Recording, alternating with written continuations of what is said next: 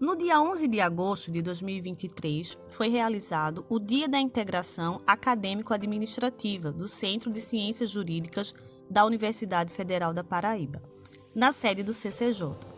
Um evento promovido pela direção do centro em parceria com o projeto de extensão de preservação da memória do curso de Direito. O tema do evento foi uma homenagem aos 74 anos do curso de Direito de João Pessoa, os 34 anos do CCJ e 14 anos do curso de Direito de Santa Rita.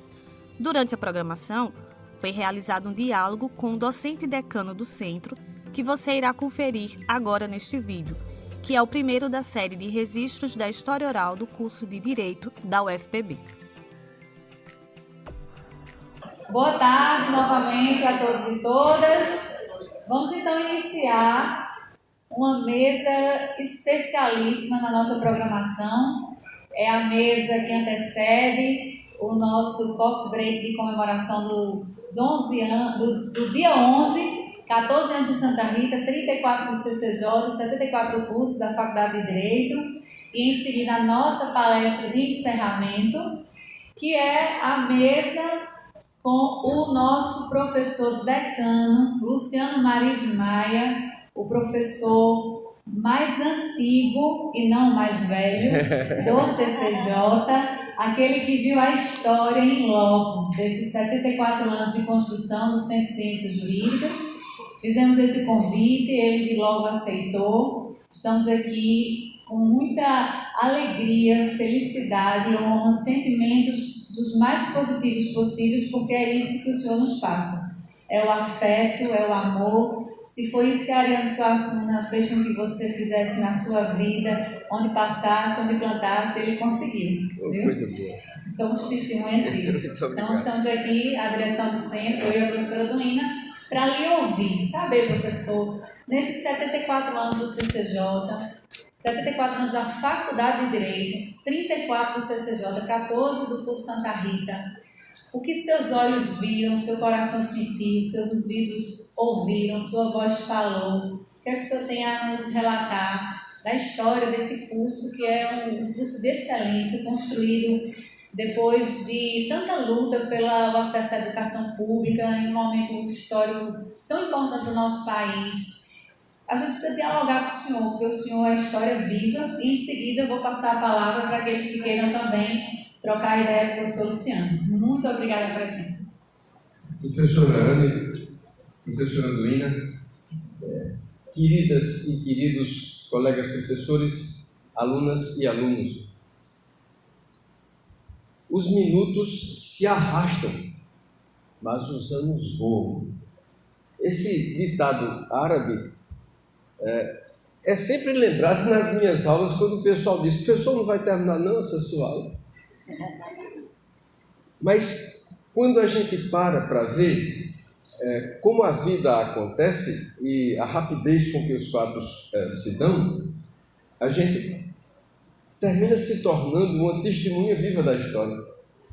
Os 34 anos do CCJ coincidirão, por exemplo, com os 34 anos do meu ingresso na faculdade, na nossa universidade. O concurso que eu fiz foi em 89, professor de Direito Constitucional, com o professor Itel, professor Ana Adelaide, contemporaneamente o professor Rogério Fialho. E o que é interessante é que entramos na disciplina de Direito Constitucional com uma Constituição construída em 88 e um Supremo Tribunal Federal todo montado ainda no período da ditadura militar e uma parte ainda só da democracia, e de uma certa forma pensando o novo com um olhar sobre o velho. E acompanhar essa mudança, acompanhar essa transformação foi algo muito interessante. O professor Tauli está aqui.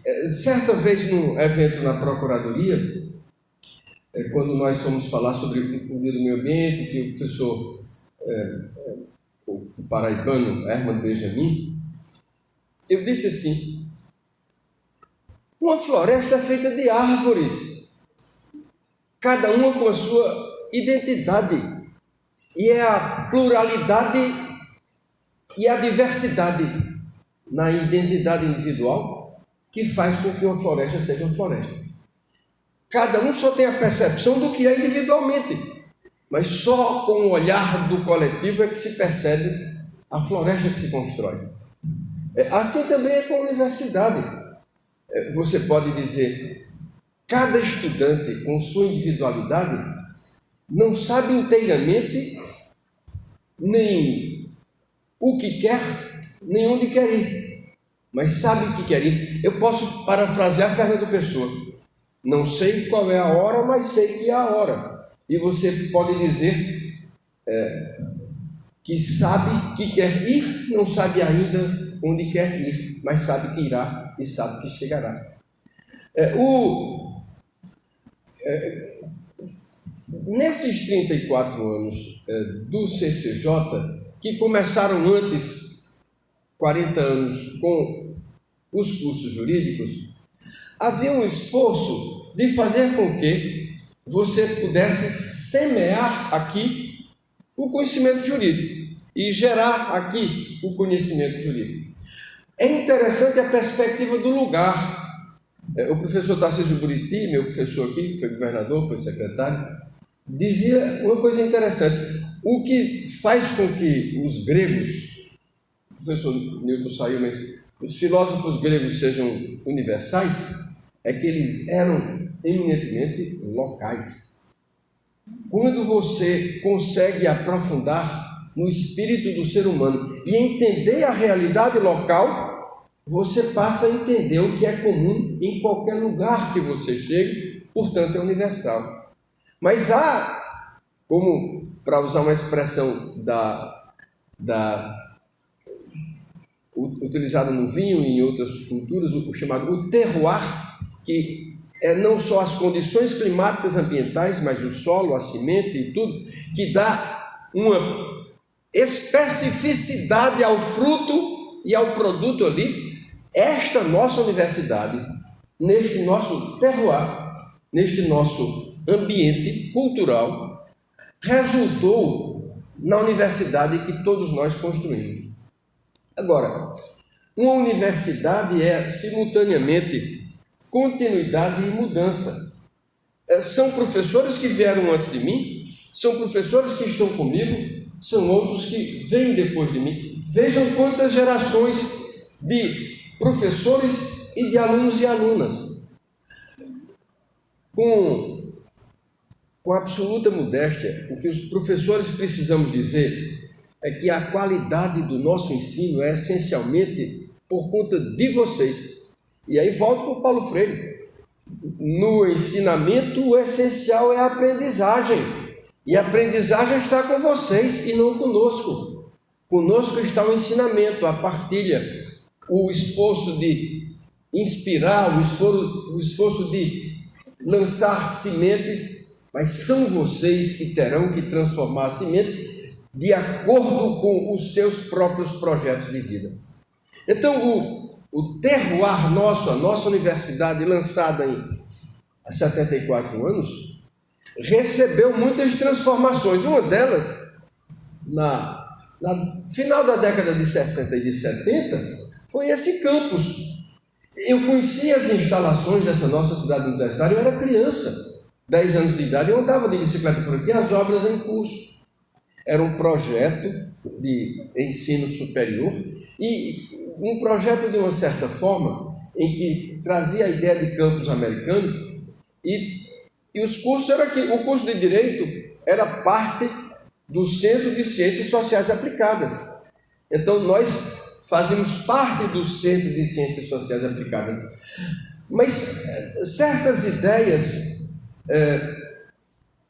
precisam de mudanças de mentalidade. Nós, da área do direito, ficávamos muito mais voltados com a ideia do formalismo que podíamos ter e o poder que podíamos ter sobre as pessoas e a força da normatividade das leis, dos decretos e da Constituição, e não conseguíamos compreender naquela época a importância de termos ao nosso lado sociólogos e sociólogas, antropólogos e antropólogos, historiadores e historiadoras, não conseguíamos compreender a importância, como eu na brincadeira digo, das ciências do Zé, as ciências zetéticas, as ciências investigativas.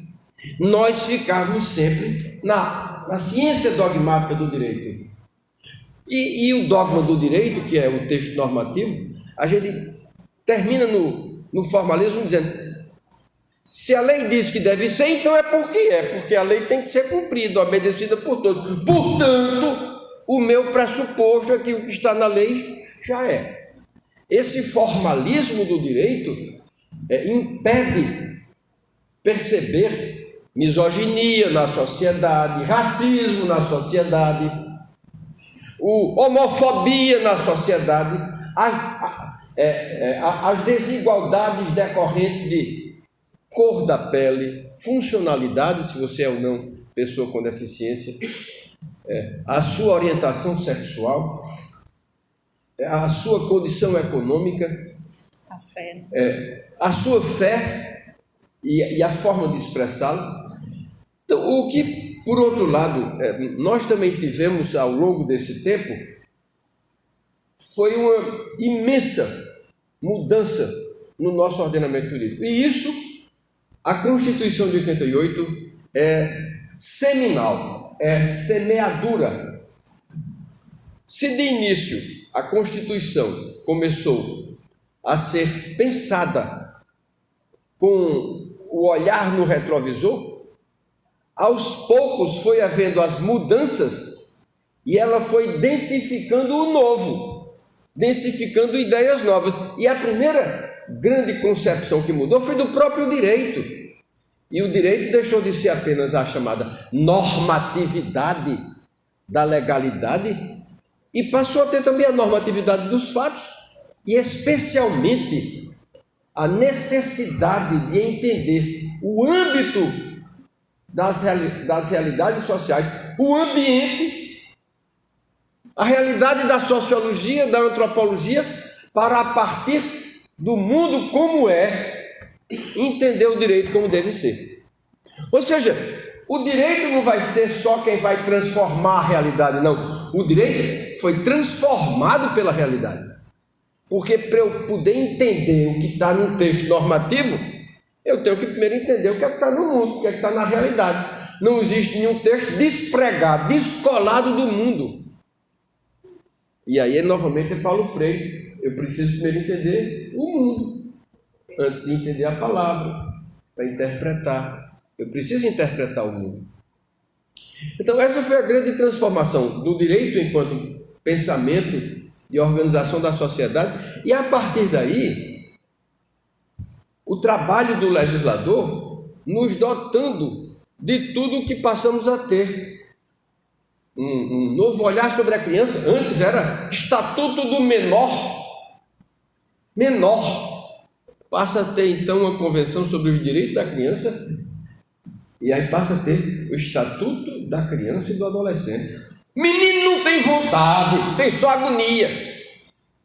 Quando eu era criança, ouvi esse povo dizer: tem vontade, mas ainda tem interesses prioritários, preferenciais. São interesses prioritários da criança, que se opõem aos pais. Pai não é dono da criança. A normatividade ambiental, e o professor Talden já falou no começo dessa mudança, que ainda da década de 80, ainda antes da Constituição, começamos a ter um novo Ministério Público, que veio numa lei de 1981, com uma lei orgânica do Ministério Público Nacional, pensando aquela ideia de unidade, de independência, que foi depois constitucionalizado. Mas de nada adiantaria tudo isso, toda essa mudança da normatividade, se você não entendesse qual é o papel do direito na sociedade. E nesse sentido, hoje a gente sempre celebra especialmente o Dia do Jurista, Dia de Professores, porque foi a fundação dos cursos jurídicos, e Dia dos Advogados. Eu sou acusador público há mais de 40 anos. Há quase 41 anos. Eu comecei como promotor de justiça, eu tinha 23 anos, no Rio Grande do Norte, em novembro de 82. E quando foi, então, em fevereiro de 91, fui para o Ministério Público Federal. 40 anos como acusador. Professor de Direitos Humanos e professor de Direito Constitucional. Ou seja, me esforço para atuar com um critério de equidade e de justiça. Mas ainda assim eu preciso afirmar, não existe um devido processo legal nem condição de fazer justiça sem ouvir o advogado falando os interesses de quem é acusado. E, portanto, é essencialmente a partir da palavra do advogado ou advogada que você passa a ter uma dor, um sofrimento, um problema, uma questão que precisa de uma solução.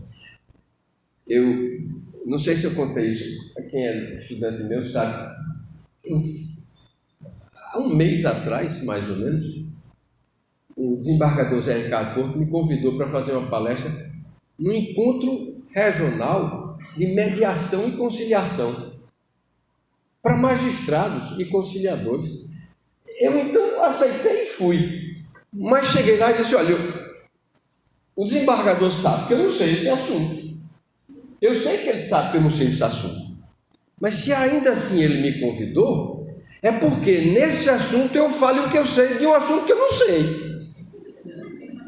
E então o que eu entendi é que ele queria que eu falasse sobre o ideal de justiça que a gente tem que carregar dentro da gente. E eu então abri o Código de Processo Civil e vi lá, olha, a decisão judicial tem que ser justa e resolutiva. Mas ela não é a única maneira de encontrar justiça e resolutividade. A mediação e a conciliação também. Então eu comecei dirigindo a isso: olha, senhores mediadores e conciliadores, compreendam que o seu papel hoje é realizar justiça. Não é só, acaba com isso, vamos fazer um acordo. É melhor um acordo ruim do que uma decisão boa. Não é assim. Por quê? Porque o problema do direito é que ele é conflitogênico, não leva em conta a dor alheia, não quer resolver o problema, quer encontrar uma solução para esse caso que está feito a Bíblia. Alguém que você vai aborrecer tanto um juiz que só para evitar aquele aborrecimento de quem está enchendo um saco, decide. Isso é justiça. Então, a justiça é esse sentimento de entender onde dói, por que dói, e como é que eu consigo transcender a dor. Transcender a dor. E nesse sentido, portanto, cada um de nós pode e deve entender o momento atual. E o que é o momento atual? Primeiro você precisa estudar e se dedicar. Veja, um encontro como o de hoje é para você despertar. Puxa vida, são habilidades variadas, são competências variadas, e eu posso ser o que eu quiser ser, porque o que eu quiser ser tem espaço. Eu tenho como fazer o que eu quero, porque sei que vou fazer a diferença na vida das pessoas. A faculdade de Direito, que veio para cá, não deixou de ter esse nome de faculdade. A gente ainda usa esse nome, mas o nome foi antes da nossa universidade. Quando a Universidade Federal foi criada, incorporou todas as faculdades e passaram-se alguns centros, e nos centros os cursos de coordenação de curso. Até que foi, então, 34 anos atrás, em 89, graças a uma luta extraordinária da professora Onélia Setúbal Rocha de Queiroga, que conseguimos o Centro de Ciências Jurídicas, que instalou-se, e aí para demonstrar a sua situação de diferenciado, lá no nosso centro da cidade, no prédio da antiga Faculdade de Direito, e que ainda hoje existe, é um belo prédio, um claustro interno, foi um convento, no ponto central da cidade de João Pessoa. Esses 34 anos, que são posteriores à Constituição, que coincidem, portanto, também com os anos seguintes à Constituição, houve muita mudança no cenário jurídico. Houve a criação do Superior Tribunal de Justiça, houve um protagonismo de instituições como o Ministério Público, como a Defensoria Pública, que é das mais extraordinárias. A Defensoria tem crescido em importância no cenário nacional a cada momento, e a pluralidade de competências e disciplinas no curso de Direito. Agora, a variedade a quantidade, não é nem variedade, a quantidade de cursos jurídicos assusta na formação de pessoas, especialmente em universidades privadas. E por essa razão é que eu, mais uma vez, sempre insisto em dizer: o primeiro diferencial da qualidade de um ensino numa universidade como a nossa são vocês. É o critério de seleção. Não só porque aqui é uma universidade gratuita, mas pelas possibilidades que você passa a ter de ter acesso à pesquisa, extensão e o ensino, em que a formação dos professores é sempre incentivada a partir da titulação, da graduação. De uma certa forma, eu cresci com a minha universidade. Eu fui fazer, em 94, 5 anos depois do centro, já aqui, eu fui fazer o meu mestrado em Londres. Eu fui fazer um mestrado numa área em que as pessoas ainda hoje, quando eu digo, ficam rindo.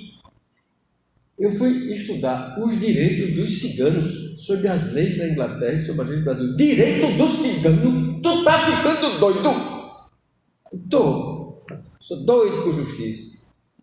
É por isso que eu fui. Porque aqui a gente sequer via e não conseguia ver. Eu me recordo quando terminei o meu mestrado e voltei, encontrei num dos encontros nacionais o ministro Sepúlveda Pertence. Ele dizia: senti sua falta nos encontros anteriores. Eu disse: por que eu estava em Londres? Aí ele disse: qual foi o tema? Eu disse: os direitos dos ciganos. Aí ele disse: me fale um pouquinho mais. Eu digo: é que na Constituição nós temos os artigos 216 e 217 que falam sobre os direitos culturais, o direito e o respeito à forma de ser, viver e se expressar dos ciganos, que tem uma organização própria, uma língua própria, um modo de comunicar-se com outros grupos humanos, quem são seus nichos econômicos. Ele disse: eu nunca tinha parado para perceber essa realidade. Então, as pessoas, especialmente as pessoas mais simples, são invisíveis, porque nós temos os nossos olhos atraídos para o grandioso, o que brilha.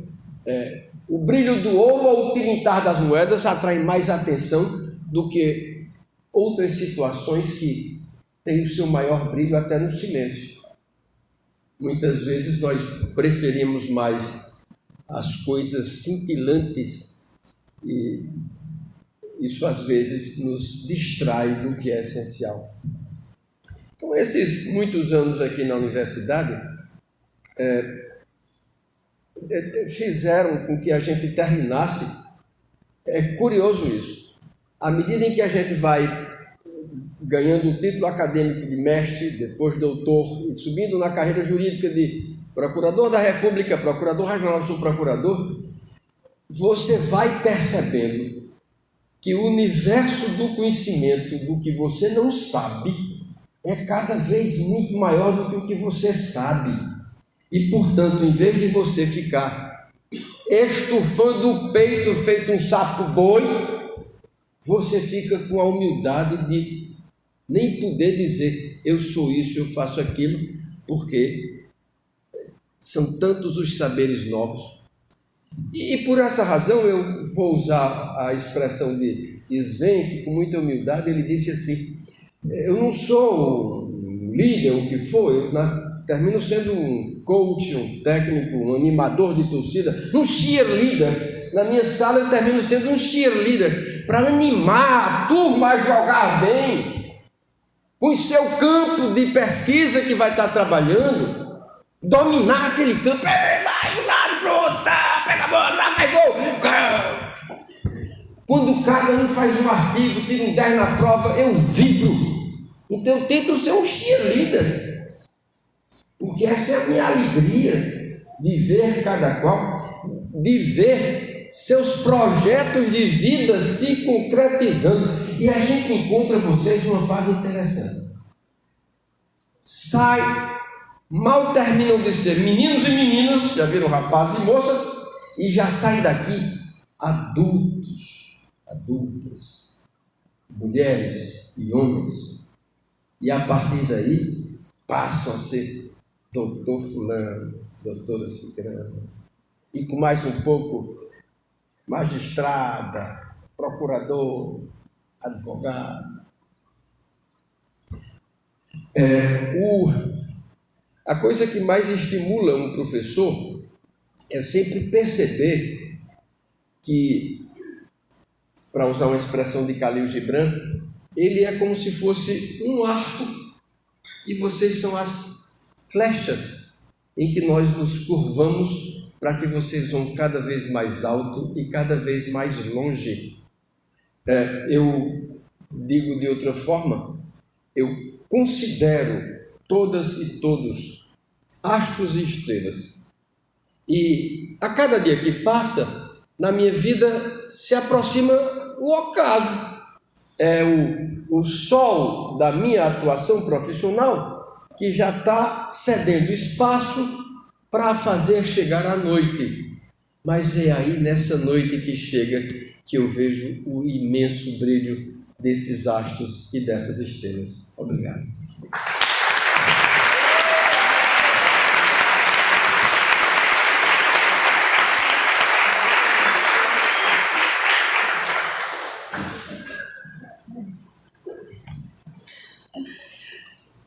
Parafraseando meus colegas que me antecederam, falar depois de Luciano é complexo demais, difícil. E sem muitas delongas, vou abrir a fala, a mesa de diálogo, se tem algum estudante, algum colega professor, algum colega técnico que queira interagir aqui com o nosso decano, uma pergunta sobre o curso, sobre a belíssima fala, ou sobre qualquer outra coisa que vocês queiram que ele saiba responder. Eu garanto. Duína quer começar interagindo, amiga? Vai, Clarice. É muito difícil realmente falar depois do professor Luciano, até porque a gente fica tomado de emoção, né? Várias vezes eu já me emocionei hoje com a fala dele, sentada ali enquanto ele falava aqui, e as falas dele a gente fica, elas ficam reverberando, né? Assim, amanhã eu sei que eu ainda vou estar pensando no que ele disse hoje. E agora há pouco, antes de começarmos essa palestra dele, né, enquanto decano, eu estava dizendo para ele que há poucos dias houve uma homenagem aqui no CCJ ao pai do meu filho, também um dos grandes professores dessa instituição, já está aposentado, e o meu filho veio assistir. E quando ele ouviu o professor Luciano falar, ele ficou absolutamente em catarse, assim. Ele disse: mamãe, como assim essa pessoa? Essa pessoa existe.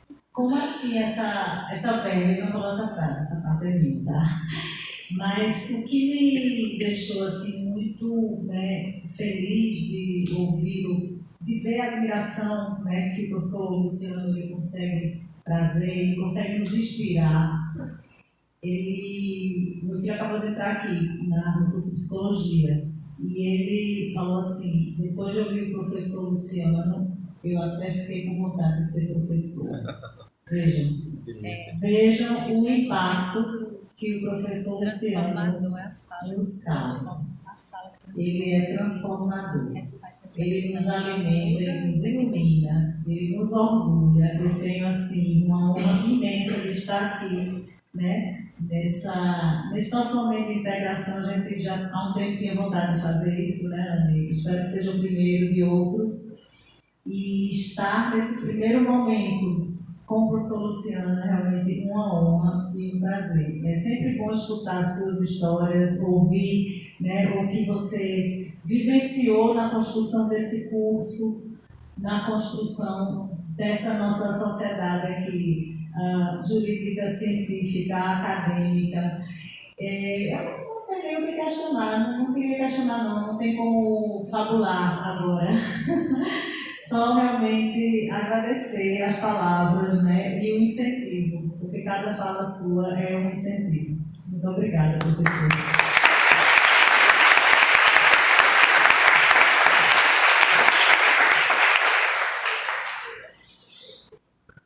Tem um microfone. Mais alguém? Eu já estou vendo, professor Gustavo.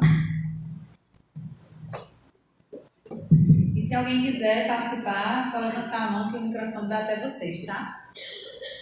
Eu vou aqui dizer... Sente na mesa, professor. Fica à vontade. Não, para falar do Luciano, a gente sempre fala que o tripé da universidade envolve ensino, pesquisa e extensão.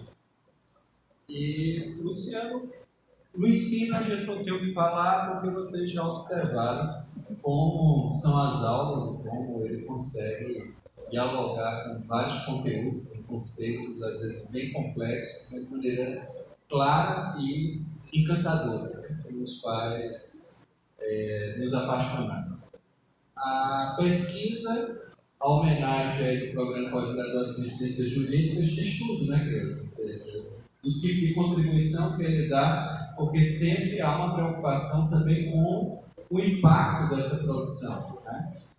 A própria pesquisa do professor Luciano tem essa pesquisa sobre os ciganos, mas ele tem um livro com Franz Moni sobre a população indígena potiguar e a questão dos territórios, ou seja, esse registro que ficou para a gente, inclusive foi um dos projetos, ele sempre metia nos projetos que ele estava coordenando. Hoje eu entendo que isso foi muito importante para mim. Ele tinha um projeto aqui que era de apoio às populações indígenas potiguar, e foi o primeiro projeto de extensão quando eu estava enquanto professor que participei. Aí a gente ia na Baía da Traição, ali em Marcação, e na reserva do Rio Vermelho, e sempre com aquela vivência na extensão. Depois do Luciano foi muito importante por conta dos mecanismos, tanto de prevenção e combate à tortura, que a gente só conseguiu instalar no Estado da Paraíba, graças à atuação dele. Eu participei da primeira composição do mecanismo, e a gente tem um grupo de extensão que prestava apoio ao mecanismo de prevenção e combate à tortura. E aí eu me lembro de um episódio que é bem salutar, né? Isso há uns 8 anos atrás, que numa das visitas do mecanismo, numa penitenciária, prenderam os membros do mecanismo lá dentro, porque eles estavam fotografando a situação que os presos estavam dentro de uma cela onde estavam todos nus, né, e com os maus tratos mais do que evidentes, né, no tratamento. E aí, ali, como órgão de Estado, órgão fiscalizador, mas o diretor deu voz de prisão. Aí eu ligo a PRA para o Luciano, que eu estava no mecanismo, mas nesse dia eu não estava na visita, né? Disse, olha, o pessoal está ligando lá desesperado, porque está todo mundo preso, né? E sendo encaminhado. Aí ele disse, não, mas liga o povo para dar voz de prisão também para o diretor. Porque o órgão fiscalizatório era, no caso, o mecanismo, ou seja, ele estava abusando das funções, né? Mas ele resolveu isso numa mediação da crise que foi incrível, né? Ou seja, o pessoal saiu de lá e a gente conseguiu, ele, o professor Luciano, foi a primeira vez que eu vi um presídio cercado pela Polícia Federal. Chegou no Senado, já estava a turma lá dentro presa, mas também o presídio, o povo também dando um apoio, né, para que a extensão acontecesse da maneira correta. E o professor Luciano foi um marco, né, em todas essas lutas, né? Ou seja, eu não me lembro de uma questão relacionada aos direitos humanos aqui, que a UFPB tenha desenvolvido, que não tenha tido algum tipo de intervenção do professor Luciano Marismar. A gente, quase todos os eventos ou aquilo que a gente poderia promover, né, em termos de direitos humanos, tinha sempre a sua presença. E é por isso que não é uma homenagem imerecida, você merece essa homenagem. Nós fizemos uma homenagem hoje e esse momento de estarmos aqui, de poder escutar você, para a gente continua sendo um aprendizado. Quero ser sempre o seu aprendiz, meu capitão. Capitão, mais capitão.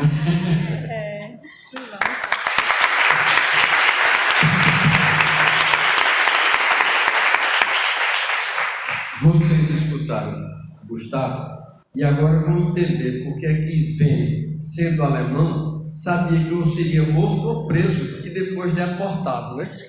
Se fosse inventado fazer pesquisa de campo, como Gustavo, Lázaro Zenaide fazem. E você está lá para socorrer. Outra vez eu fiquei no Roger, 2005. Essa outra coisa que ele está dizendo foi uma provocação que eu tive ainda como estudante do terceiro ano científico. Em 76 eu estudava. E eu tinha feito a minha formação toda em colégio estadual do Roger, depois Liceu Paraibano. E no último ano era comum você tentar um cursinho para poder suprir algumas deficiências do ensino. E aí a minha escolha era, ou eu vou fazer um cursinho, ou vou para uma escola particular de qualidade em que eu possa ter tempo para me dedicar. E me dediquei muito à preparação para o vestibular.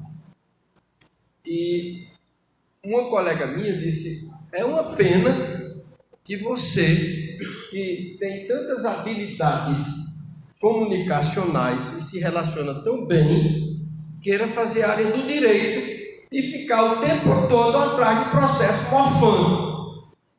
Aí eu disse, será que tem outra alternativa que não seja ficar atrás de processo e você ficar na vida?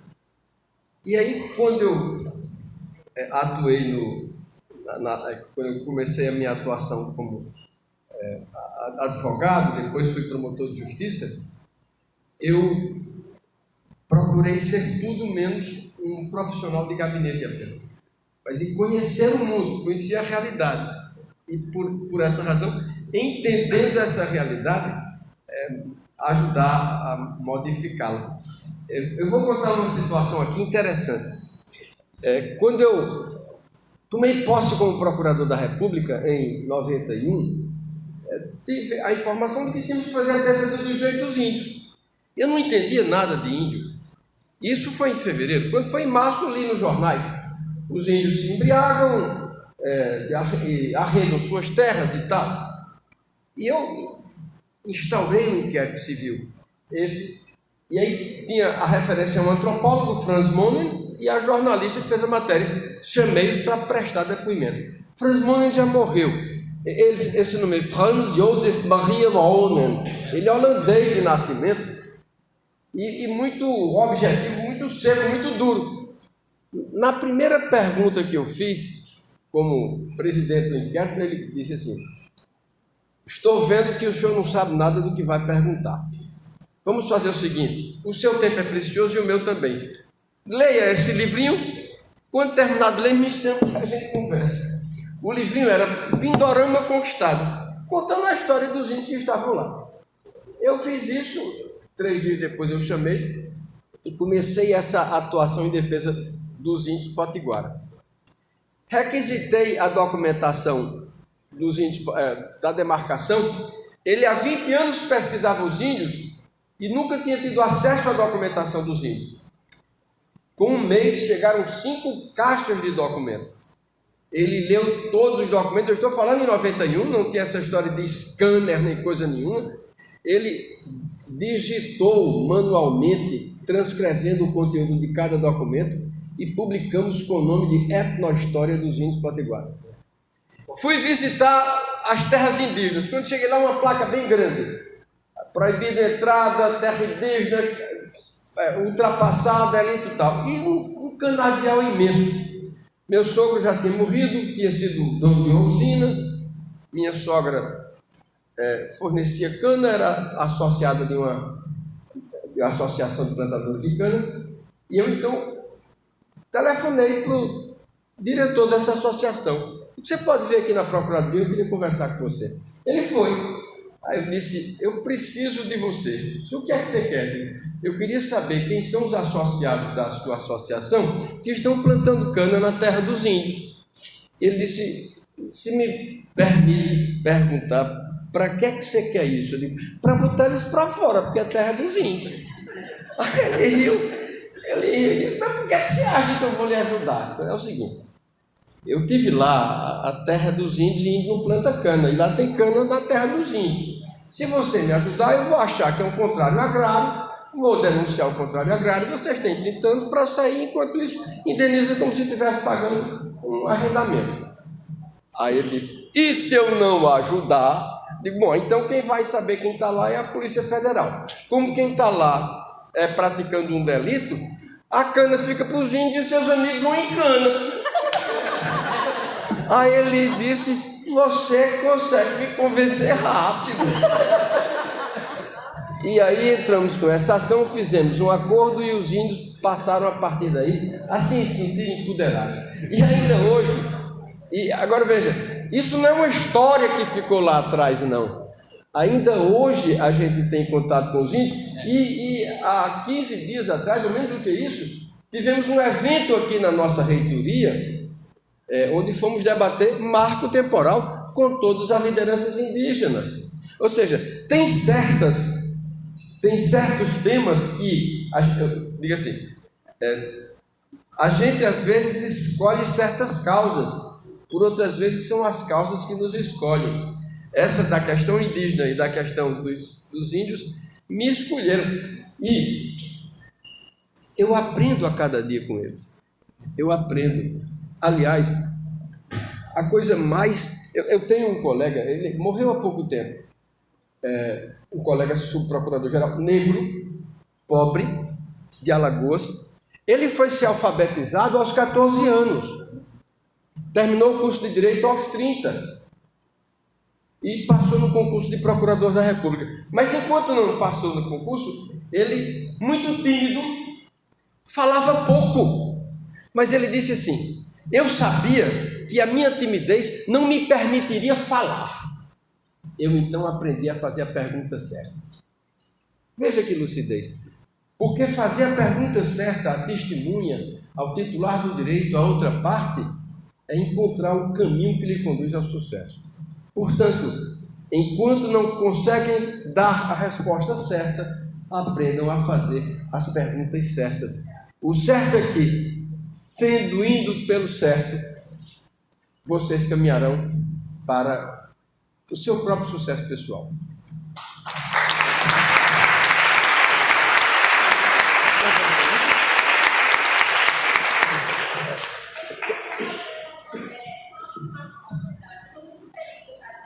Quer um microfone?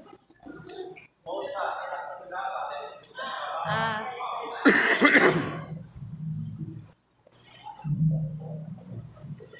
Quem quiser também fazer alguma intervenção, já acompanha, que a gente já faz em bloco. Não, fica à vontade, só para sair sua fala no documentário. Boa tarde a todas e todas. Eu sou pedagoga, Laila. Eu sou aluna de Pernambuco, eu vim de lá para cá. Então, eu vim de Ciências Sociais para cá, depois me migrei para Direito. Então, a minha perspectiva é encontrar no curso de Direito, de fato, uma coisa muito enrijecida, engessada e fixada num modelo que não é muito pedagógico. E isso estava me deixando meio angustiada, sinceramente, né? Então, quando eu conheci alguns professores, eu conheci a coordenadora, que tem uma perspectiva diferente, e agora os senhores, me faz ver que realmente é possível acreditar na educação, então, de fato, que o direito pode trazer, mas também atrelado com a educação. Então, isso me deixa super feliz. Paulo Freire está muito feliz também, com certeza. E, ao mesmo tempo, eu fico querendo pensar assim, no seguinte: não é possível fazer a educação, de fato, nas universidades públicas, seja de profundizado, seja, que faça que dê um caminho que leve os nossos estudantes a serem flexíveis e a fazer com que esse processo seja transformador. E isso eu posso ver na sua pessoa. Então, estou muito feliz com esse curso, tá certo? Muito obrigada.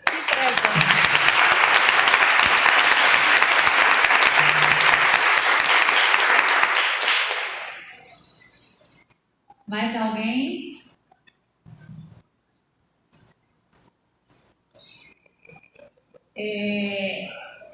Bem, vem aqui, por favor, para sair também de sua fala. Eu sempre gostei muito de direito, né? E realmente no ensino médio trouxe bastantes dúvidas sobre o que eu queria fazer, se realmente é de direito.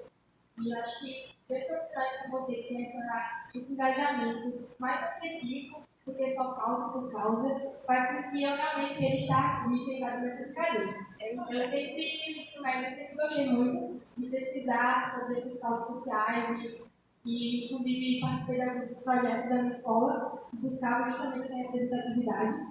E é impressionante ver como o direito ele consegue ser humano também, né? E é muito interessante encontrar isso na sua pessoa e ver como o senhor foi sensível ao ato de buscar aprender, mesmo estando num cargo tão elevado, né? A sua atitude de ler o livro e tentar se interessar pelo que aquele cara, pelo conhecimento que ele já tinha, é realmente impressionante. Eu queria saber sobre como o senhor enxerga a possibilidade do direito se tornar cada vez mais humano nas condições que a gente encontra o direito hoje. Qual é a sua perspectiva e o senhor sabe dizer sua perspectiva sobre a mediação, que é uma área que eu estou buscando bastante e que eu acho que ajuda bastante nessas causas mais sociais, como trabalhar com indígenas, ciganos, que são pessoas que realmente precisam desse auxílio, que muitas vezes no calvário do processo é um pouco compreensível pela demora, né? E a mediação ela consegue trazer uma resposta mais imediata. Eu queria ver sua perspectiva em relação a isso. Muito obrigado pela sua abordagem. Como eu fiz aquela breve referência, quando você abre o Código de Processo Civil, você vai ver que a atividade de mediação e de conciliação é equivalente a uma decisão judicial. Ou seja, é equivalente no sentido de que tem que ter o dever de encontrar justiça e resolutividade.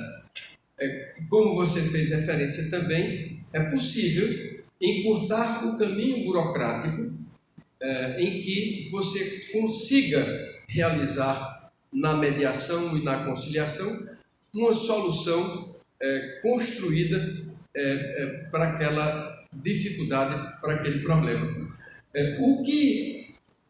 A grande inovação da conciliação e da mediação é que você precisa conhecer o tema que está sendo objeto de controvérsia e conhecer a motivação das partes. Porque muitas vezes, e isso você vai ver em tantas situações de conflitos entre pessoas, conflitos domésticos, questões ambientais, as pessoas terminam sendo movidas por guerras particulares e não necessariamente por conta daquele interesse material. Então você precisará, mais do que em qualquer outra situação, a ter muito conhecimento de psicologia humana para entender como é que você pode avançar, primeiro recuando. É que você precisa tentar estabelecer, em qualquer circunstância, para a vida de todos nós, em casa, com os pais, com o irmão, com o colega de turma, com o namorado ou namorada. Uma coisa importante eu estou concordando quanto aos fatos, ou os fatos são divergentes de acordo com do modo como cada um está vindo. Porque você pode, se você não tem clareza que os fatos aconteceram de uma certa forma, você tem incerteza sobre o que é que pode se basear no seu pronunciamento, sobre o que você vai conciliar. Então, se as partes estão de acordo quanto aos fatos, mas não estão de acordo quanto às consequências desses fatos, você pode tentar criativamente encontrar caminhos. Uma linha de pensamento que me auxilia muito nisso é o método de Johann Galtung, G-A-L-T-U-N-G. Johann é de Johann com H, J-O-H-A-N, Johann Galtung, G-A-L-T-U-N-G. Ele tem Peace by Peaceful Means, paz por meios pacíficos. É o método transcender, o método de transcender os conflitos. Ou seja, o que é que eu faço para sair da situação em que eu estou e passar para uma nova situação? E o interessante de uma maneira como essa de pensar é que você tenta usar a criatividade, tenta verificar, como a gente disse, pensar fora da caixinha. Quer dizer, é por isso que se diz que o direito é conflitogênico, porque ele é muito limitado nas suas respostas. Já a conciliação e a mediação podem ajudar nessa perspectiva de encontrar meios mais criativos. Então, você com a sua juventude e o seu interesse, terá a condição de descer aqui e ouvir as partes, pedir sugestões às partes. Como você acha que isso poderia ser resolvido? E se essa maneira não der certo, que outra poderia dar certo? Há um caminho, há um meio do caminho que se possa chegar, e não se trata só da questão de dinheiro, não. Muitas vezes a primeira coisa é o reconhecimento de que o outro errou, foi injusto, causou uma situação. É o direito à verdade e em seguida a reparação. Então, você reconhecer que alguém errou e a partir do erro, porque muitas vezes você vai verificar, a pessoa sabe que provocou, alega eventualmente que não teve a intenção, mas não, fiz porque quis, filo porque quilo, como diria o ex-presidente da República. Então, mas essencialmente é você desenvolvendo a sensibilidade. Nesse encontro que eu fiz lá com os juízes, eu falei um pouco de poesia e do pensamento de Eduardo Galeano, que ele disse, para certos temas tem que ser um sente pensante, em que você sente o que pensa e pensa o que sente. Então é a ideia de você trabalhar, e aí vem Rubem Alves que diz assim, a educação das habilidades e a educação das sensibilidades. Então, nesse caso específico da mediação e da conciliação, desenvolver a educação das suas sensibilidades é importantíssimo. E você já demonstrou que naturalmente é uma pessoa sensível e, como consequência, poderá desenvolver as suas habilidades.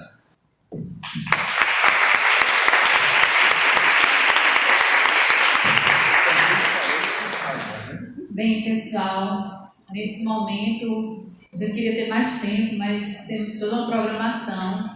Vamos ter agora o nosso cofre preto festivo, em seguida o nosso momento cultural e em seguida a palestra de encerramento. Então, eu queria registrar aqui que na programação tínhamos também a homenagem à nossa decana, servidora técnica administrativa Maria José, mas infelizmente ela encontra-se adoentada, não pôde vir. Também tem uma plaquinha feita para ela que no momento oportuno será entregue com muita festa.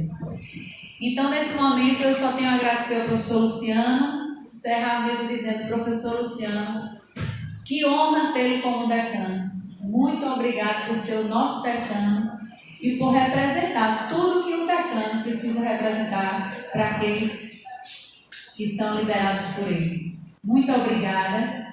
O CCJ é muito melhor tendo o senhor à frente como decano da nossa categoria. Muito obrigada.